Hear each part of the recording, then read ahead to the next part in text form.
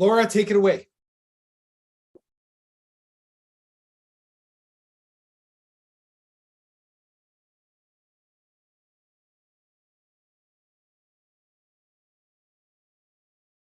Laura?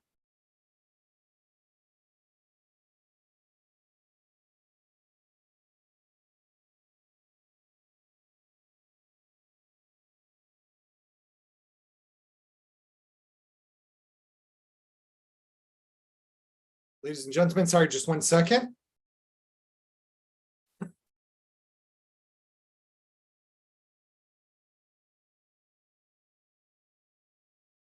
Good evening from Jerusalem. I'm Laura Kam, the Director of Communications at the Jewish People Policy Institute, the global think tank of the Jewish people. In light of the current crisis and ongoing war, JPPI is providing daily in-depth analysis and insights from Israel. Yaakov Katz, former editor-in-chief of the Jerusalem Post and author of numerous books on military strategy and geopolitics, will open and moderate today's discussion. Also joining us live are retired Brigadier General Ruth Yaron, who served as the chief IDF spokesperson and was a senior Israeli diplomat, and JPPI senior fellows Shmuel Rosner, our expert research, pollster, and political analyst, and Gil Troy, historian, author, and prominent Zionist thinker. For our viewers, please ask your questions in the chat box, and we'll get to as many as we can as soon as possible. Yaakov?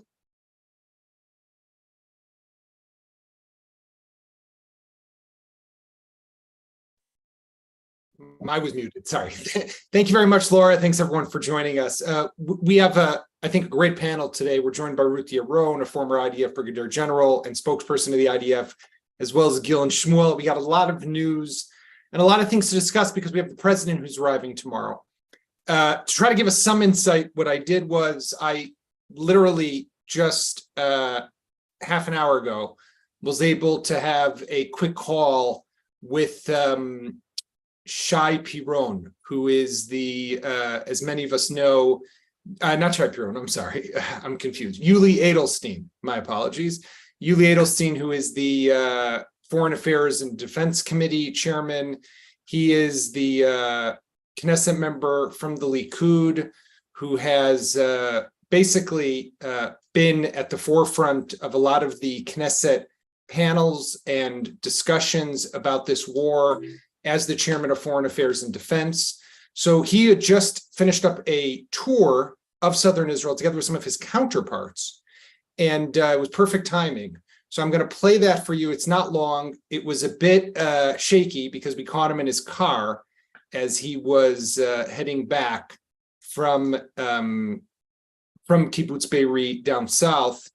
But here it is, and I think it'll be interesting and enjoyable and informative, and we'll take it from there.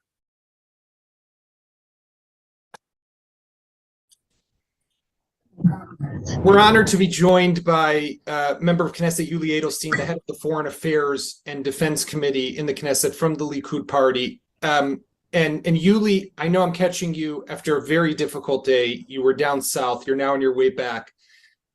Share with us what you saw, what that was like, what the emotions were for you. Well, I guess I wouldn't surprise you if I would say that it's impossible to describe the scene of the massacre there in the south. We visited, actually, I took my counterparts from 3 different parliaments from the Baltic republics, Baltic states, to eyewitness what happened. We were in Kibbutz Be'eri, and we were at the site of that happened at the music festival next to Reim.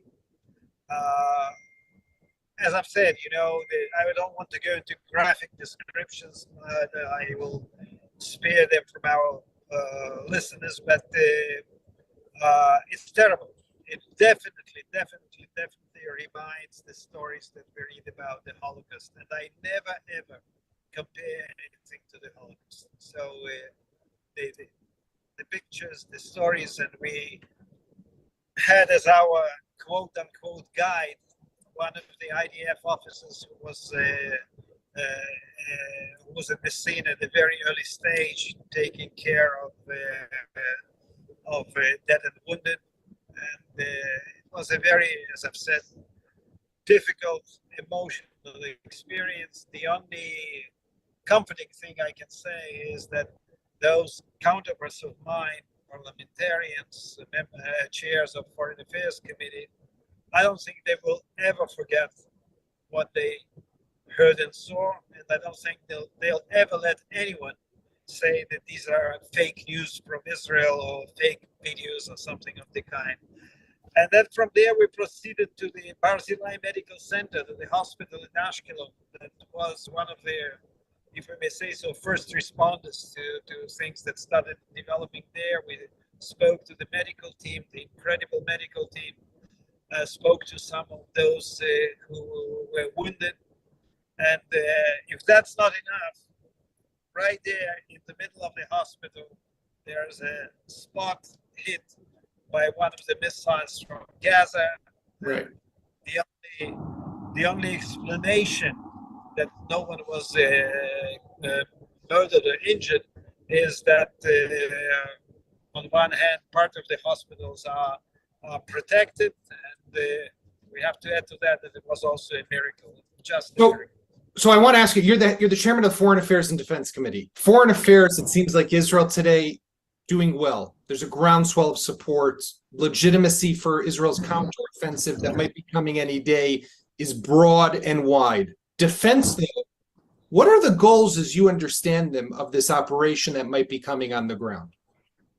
It's not a question of my understanding or misunderstanding. The goals are quite clear. They were defined by the Security Cabinet of the government. The goal is that there will be no Hamas government, Hamas rule in the Gaza Strip, that Hamas won't have any military ability, and that our hostages will be brought back home. Not too complicated to formulate the goals, a little bit more complicated to achieve them. And that's exactly the task, among many others, of my committee, to make sure that these goals, aims of the war effort are properly translated into the IDF, into the Israeli Defense Forces actions, as far as our military operation in the Gaza Strip is concerned. And, I can tell you, and you know Israel very well, we have very different people. We have those leaning to the left and those leaning to the right. And just 2 weeks ago, these days it's even, hard to remember. We were all split about some judicial reform or whatever. Now, all of them approach me when I'm there. Some like me, some like me much less, but they have one united message: finish the job.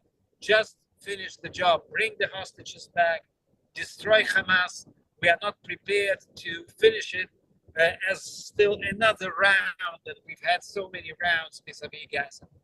So I just want to ask you one more question, and I'm going to let you go. President Biden is coming tomorrow. We've seen amazing support from the United States. Blinken's been here twice. Biden now is coming. How much time? Some people are talking about the diplomatic clock is ticking. Israel will not have unlimited time for this operation. What do you say to those people? Well, we won't have unlimited time, and we already see the switch in at least parts of media around the world. If during the first day it was a shock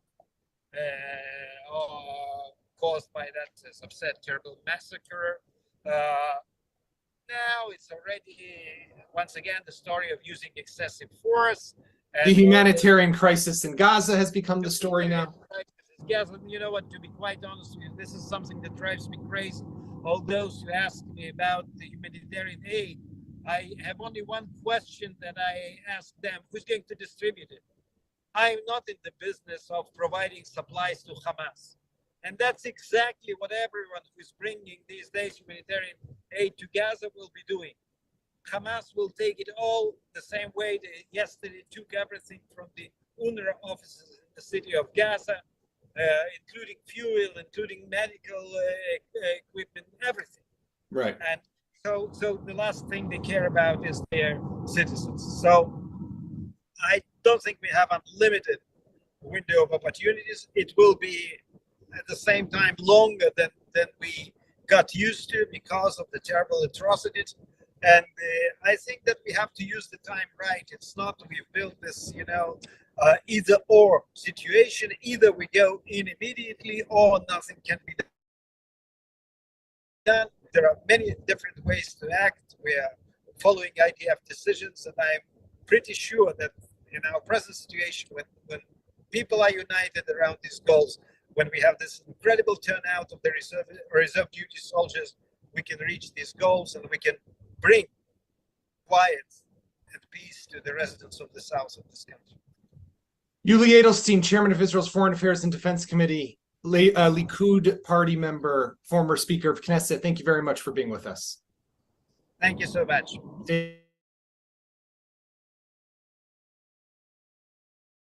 So obviously it was a bit shaky and a bit bumpy.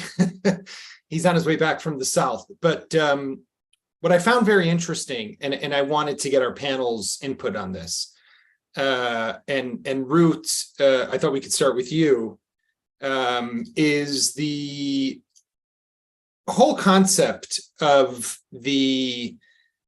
how much time Israel has, right? He said, he openly admitted, and people, for me, it was interesting to hear him kind of talk about, on the one hand, obviously we know about the diplomatic effort. We know that they're taking politicians down. That was kind of the first part, the whole idea of what the objectives are. He's still kind of throwing out those slogans of this is about destroying Hamas, etc. But he also did admit that time is not limited, right? It's not unlimited, sorry, it is limited. How do you understand, and you're seeing, obviously, I'm sure you're watching and you're seeing the international media and how the conversation is changing, right? There's a lot more talk now about the humanitarian crisis. There's a lot more talk now about the water and the gas and and they don't have enough fuel, even if they wanted water, and people who are the death toll. What do you understand that diplomatic clock, how it's ticking, if you put on your diplomat hat and your IDF hat?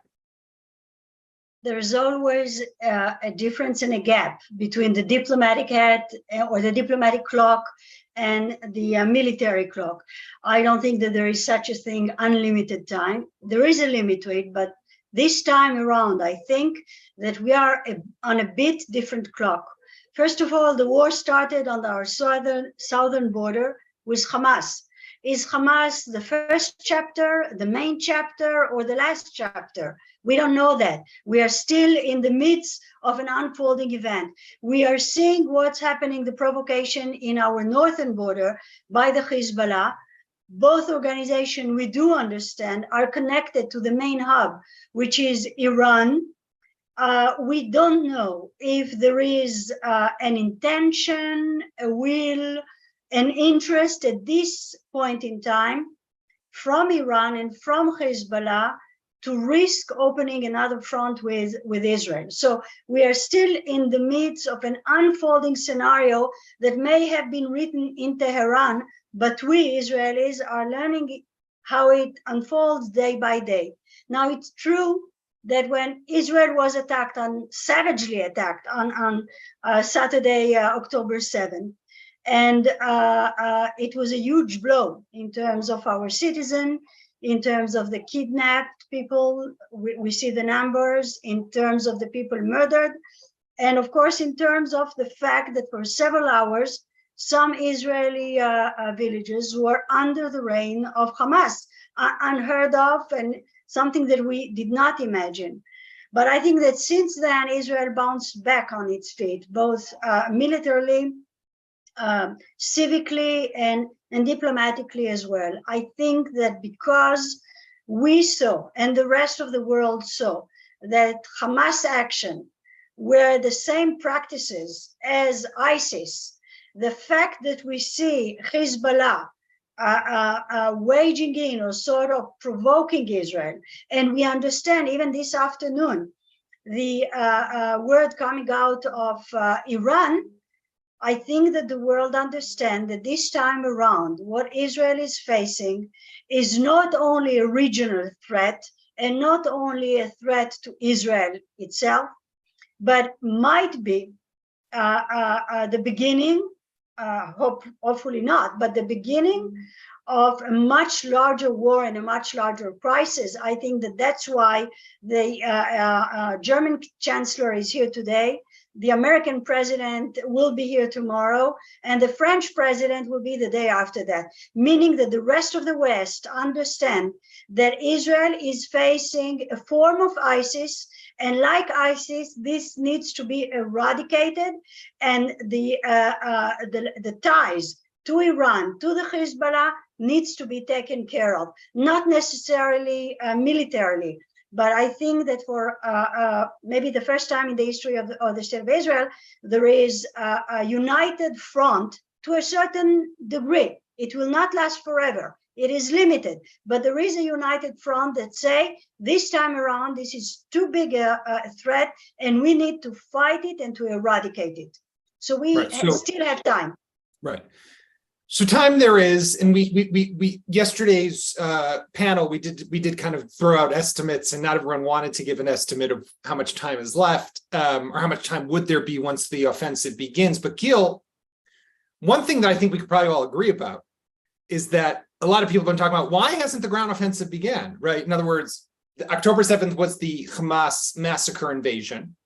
We're now October 17th, we're 10 days later, 11 days later almost, and Israeli ground forces are just waiting along the Gaza border. They're waiting for this offensive, and you talk to commanders, you talk to reservists, and they all want, just send us in already, let us loose, right? Let us defend the country.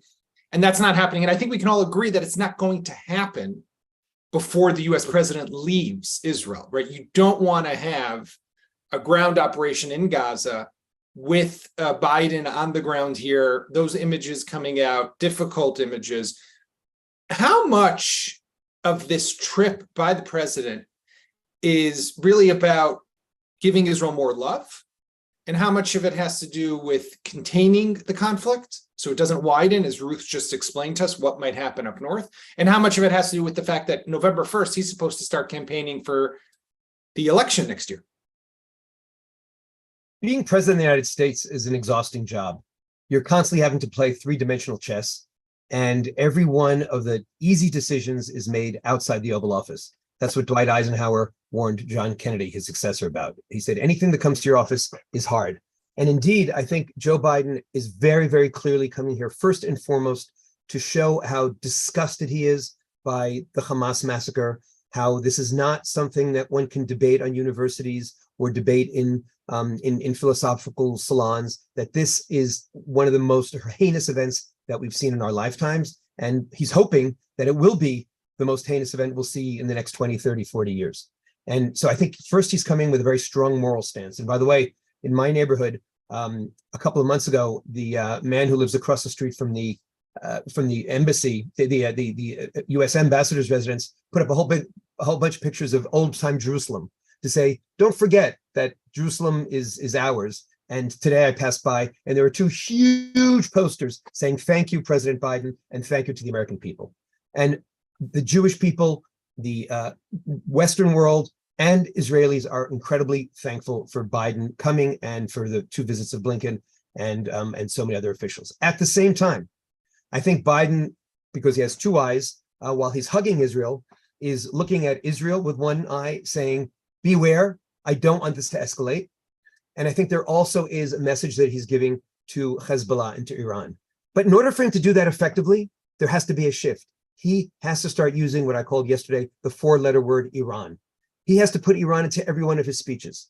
He has to make sure that the softness that we've seen in the Democratic Party over the years, this Obama doctrine, which Biden continued, and we've also seen these horrific reports about a spy network in Washington, led by some of the key foreign policy members of the Democratic establishment, that this is over, that there really is that in the same way, the civilized world had opportunities to read the Hamas charter before October 7th. The civilized world had an opportunity to see how Hamas abuses its own people, let alone its neighbors, before October 7th. But somehow or other, October 7th was a wake-up call. If it was a wake-up call about Hamas, it also must be a wake-up call about Iran. And so the message to President Biden has to be, welcome, thank you, but what about Iran? So I just wanted to say to our listeners, you have the Q&A box. Please share some questions. We already have one, which maybe I'll just deal with quickly. Talia is asking us, does Iran have nuclear capabilities? The answer to that, not yet. That's something that they have been pursuing. They're better defined as a nuclear threshold state. But Talia add more questions to her question of what would happen if war were to escalate with Hezbollah? Could Iron Dome intercept rockets from the north? And what would happen to people like herself, who's a civilian who lives in the center of the country? So, just one thing that I think sometimes gets lost in the shuffle into the conversation is when we talk about Hezbollah, Hamas was terrible. Hamas is vicious, is murderous, and what they did is ruthless, right? And unforgivable. But they are almost nothing. They pale in comparison to what Hezbollah has and its capabilities and its arsenal and its the number of its fighters. And let's also remember one other very important element, which you'll hear from ground forces commanders in the IDF. And this is a concern of theirs. If you look at the IDF has the last large-scale ground offensive of Israel. I think it was 2006. It was the Second Lebanon War, because that was the last time you really had division level, brigade level operations. Some people will go back to Tzuk Protective Edge in 2014, but that was much smaller in scope. So even if you go back to 2014, we're still talking about 10 years that the Israeli ground forces have not operated in a big way. And if you go back where I start counting from 2006, that's 17 years. Hezbollah fighters have been fighting over the last decade continuously in Syria, right? They have their battle ready and they have battle experience. So it's also something that we do have to keep in mind. I'm not saying I think we can overcome in defeat, but this is an element of a challenge that Israel has to grapple with. With regards to the rockets, to Talia's question, Iron Dome has the ability to intercept some of those rockets. Israel has a multi-tier interception system. Iron Dome at the bottom, David Sling at the middle, Arrow at the top. David Sling was used already once to intercept one rocket that Hamas had fired to the north. That's for the more longer range. But we would see a lot more activity.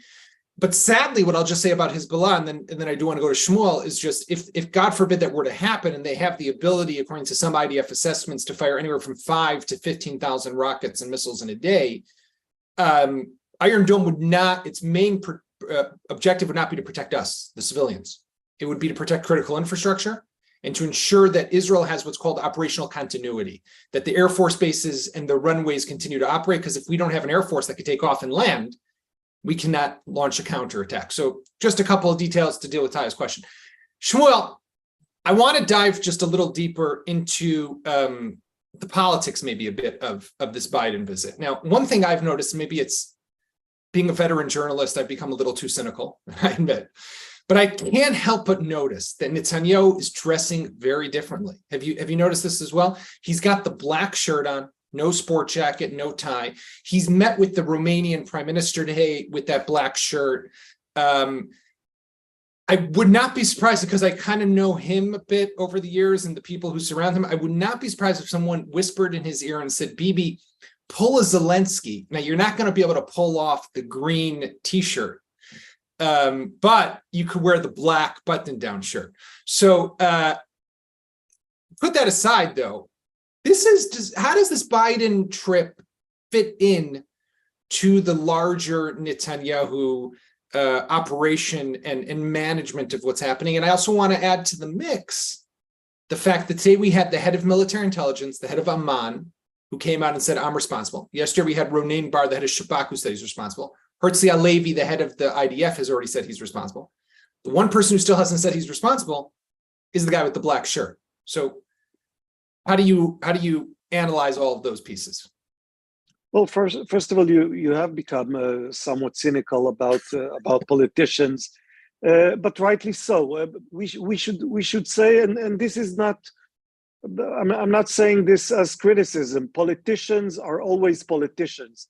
Which means that they also have these are not their only considerations, but they also have political considerations as they look at the way forward, even in a time of war. And certainly a prime minister has a role in leading the people, so he must dress up for the occasion. This doesn't have to be only a situation in which the prime minister tries to save himself politically speaking, or to get a notch up the polls. It is a role that he must dress up for as a leader of a nation at war. Look, whether this could help him in some sort of way to survive politically after the war is ended, I think this is premature to have such discussion. The events of last Saturday, of the Saturday 10 days ago, were so dramatic, and their impact on the Israeli psyche and Israeli public will be so profound that to estimate now whether if it's even feasible for a prime minister to think about his own political survival for after the war, again, I think it's premature.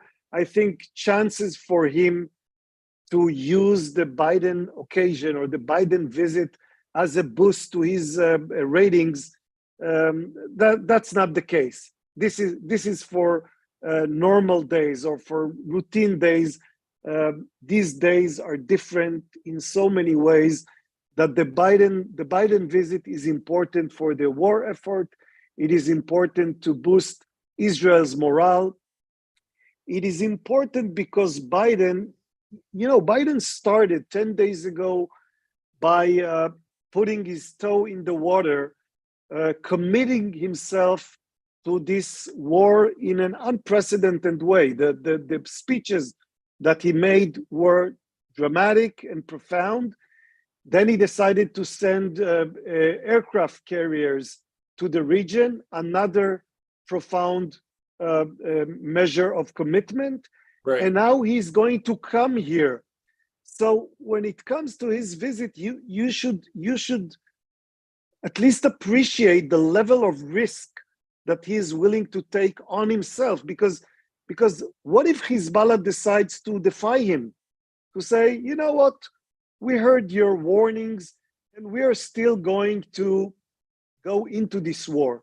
Then Biden is binded to his commitment to this war and to this battle, and he will have to do one of two things: either to respond, which means even more American involvement in this conflict, or to back down the way President Obama did after drawing a red line. The famous red lines Syria. in Syria, right? Yeah. So one way or the other, he's going to expose himself to criticism. Either it's you, Mr. President, involved us in a Middle Eastern war, or you, Mr. President, drew a line and then backed off. So I think the level of commitment that President Biden took upon himself is something that we must appreciate, and it is something that we must take into account, and hopefully Hezbollah and Iran will also take it into account, because if they decide to defy his, daunt, that this you have these road signs now all over Israel with the photos President Biden and the headline "Don't" with exclamation mark. If they decide to test the President of the United States, he will have a huge dilemma on his hands, and it'll become a very interesting, dramatic, and profound moment for the United States and for the region. It's 100% a gamble, and I totally agree that I don't think they've played out every scenario yet. Like they have what we call in Hebrew mikrim v'tkuvot, like what happens in a scenario and how do you respond. But it's not decided yet, right? For now, it's a show of force and a presence and a move to boost deterrence. But if they do fire, if Hezbollah unleashes 1,000 rockets at Tel Aviv, what does Biden do? And that's going to put him in that. Now he's going to have to make in some way he took a gamble by putting his own Correct. fate in their hands. It's their decision whether President Biden can say, well, I deterred them, or whether he's in a position where he has to either respond or back off. Yeah. One thing I do know is after my question to you, you will be keeping an eye to see how Bibi dresses tomorrow when he meets with President Biden. But okay, more May I seriously. add something? Yeah, I was actually going to come to you, Ruth, but please go ahead. I had a question for you. Just to add to what Shmuel said, I think that for us, the Israeli people, what we see in President Biden, on top of the strategic game that is being unfolded here, we see a leadership example. Yeah. That we Israelis are very eager, were very eager, and still are, to see in our own leadership. I think that there is a leadership crisis on top of everything else. And at this point in time, the fact that certain Israeli tomorrow will greet President Biden almost as a savior because of his leadership position, the fact that he is willing to risk political interest, to do the right thing and not to be shy about what is the United States policy towards Iran, towards Hezbollah, is something which is very appreciated here. And maybe because we lack it here on behalf of the Israeli leadership. Having said all that, he is taking a gamble. That's true. But I think that 1,000 rockets from the Hezbollah on Tel Aviv is easy. You cannot do anything else but to answer forcefully. What we are seeing in the last 10 days is a sort of a moderate escalation of provocation on behalf of the Hezbollah, always playing on the threshold. And if it continues like this, I think that maybe the situation will be contained, but they might dare even more than that, especially given what we heard from Iran today. So Ruth, one of the things that I spoke about this before when we spoke about a bit about the time, but I do want to take advantage the time limitations. Yes, limited, not limited. I mean, I've been seeing this. I've been doing a lot of like foreign news media interviews, CNN, MSNBC, all those. The question slate is totally changed now, right? In the beginning, it was obviously about the massacre. It was about what happened. It was about what Israel's going to respond. Now it's all about the humanitarian crisis. And when you start to say, well, Hamas is responsible. No, it's Israel that's responsible, right? So this is a challenge that Israel has dealt with for decades, for years, definitely when it comes to the Gaza Strip. And I'm curious, I want to tap into your experience as Doveret Tzahal, as the former head IDF spokesperson. You're watching, you're seeing, maybe they're consulting with you as well, I'm sure they are, with regards to messaging.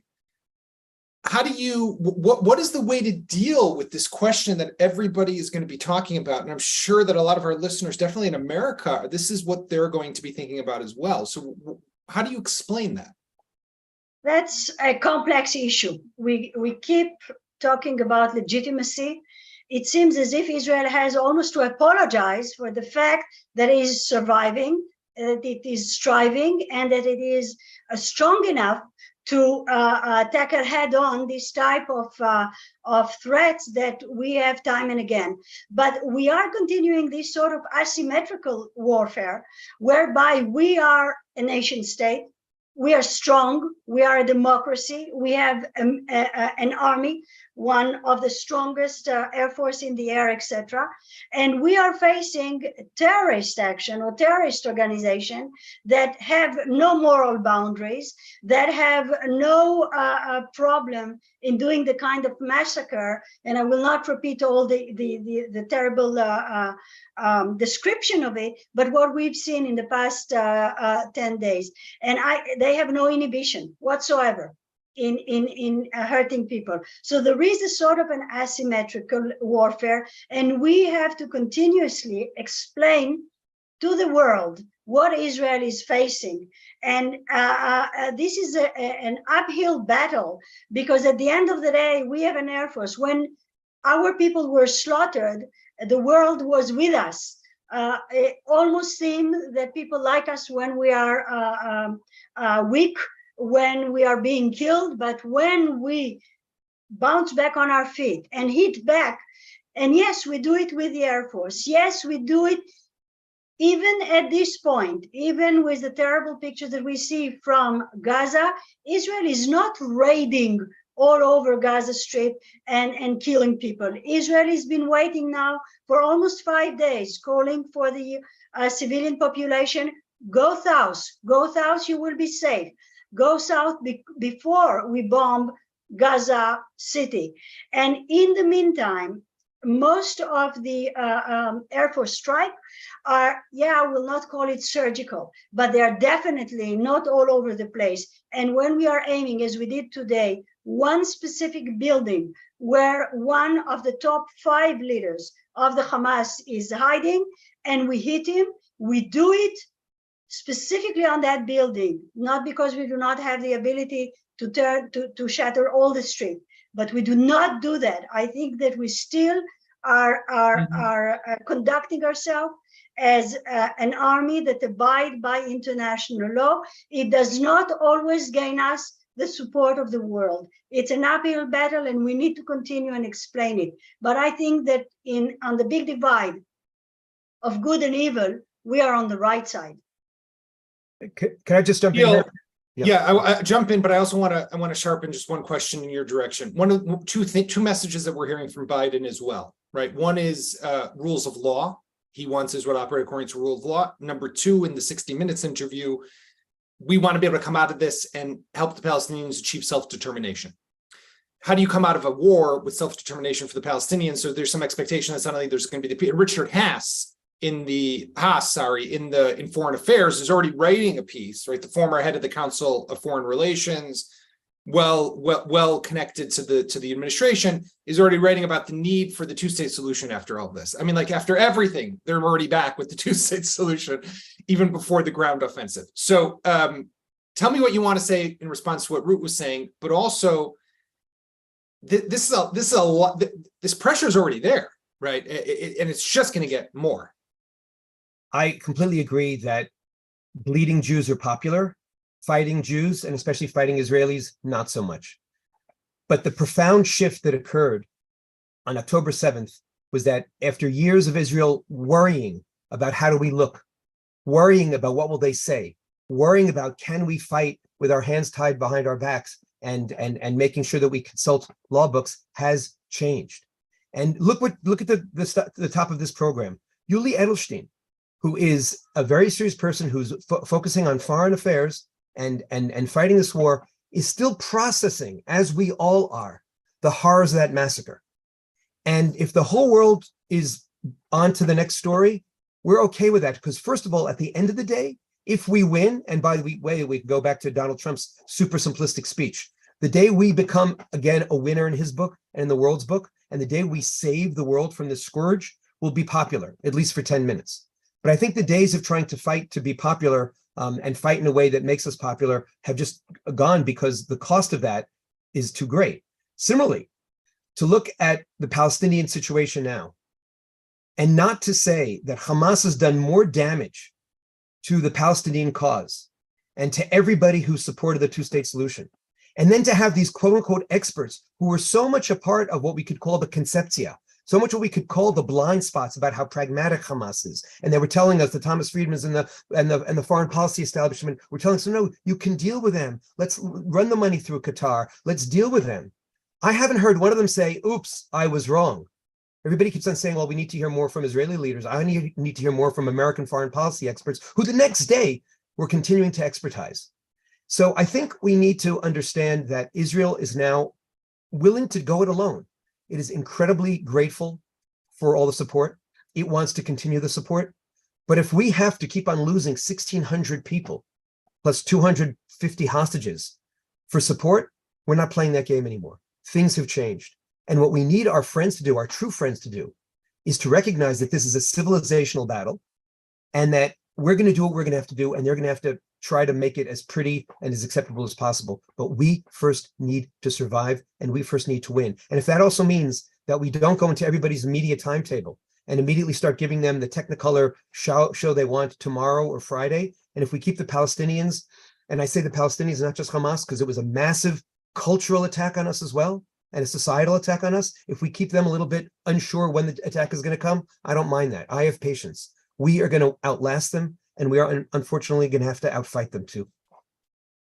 Well, you shared a poll in one of our internal institute WhatsApp groups that showed that 87% of Israelis are saying we need to defeat Hamas. We need to emerge victorious from all this, which is not, I would say, surprising after everything that's been going on here.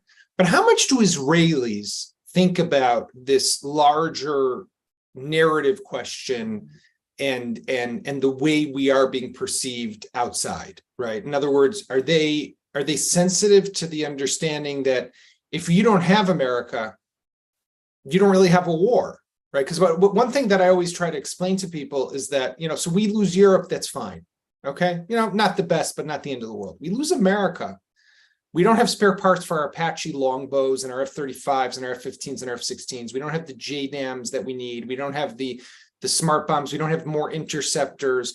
That's a real problem.